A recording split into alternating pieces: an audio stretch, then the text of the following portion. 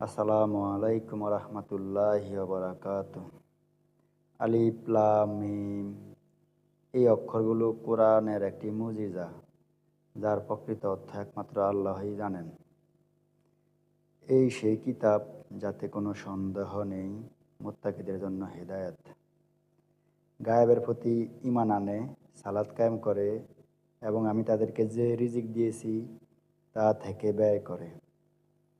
আর যারা ঈমান আনে তাতে যা তোমার প্রতি নাজিল করা হয়েছে এবং যা তোমার পূর্বে নাজিল করা হয়েছে, আর আখিরাতের প্রতি তারা ইয়াকিন রাখে, তারা তাদের রবের পক্ষ থেকে হিদায়াতের উপর রয়েছে এবং তারাই সফলকাম।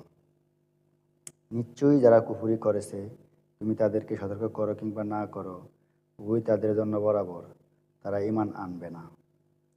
আল্লাহ তাদের অন্তরে এবং তাদের কানে মোহর লাগিয়ে দিয়েছেন এবং তাদের চক্ষুসমূহে রয়েছে পর্দা, আর তাদের জন্য রয়েছে মহা আযাব।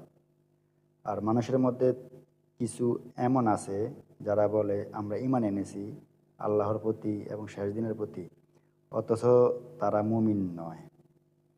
তারা আল্লাহকে এবং যারা ঈমান এনেছে তাদেরকে ধোঁকা দিচ্ছে, অথচ তারা নিজেদেরকেই ধোঁকা দিয়েছে এবং তারা তা অনুধাবন করে না। তাদের অন্তরসমূহে রয়েছে ব্যাধি, সুতরাং আল্লাহ তাদের ব্যাধি বাড়িয়ে দিয়েছেন, আর তাদের জন্য রয়েছে যন্ত্রণাদায়ক আযাব, কারণ তারা মিথ্যা বলত। আসসালামু আলাইকুম রহমতুল্লাহি ওয়া বারাকাতুহু।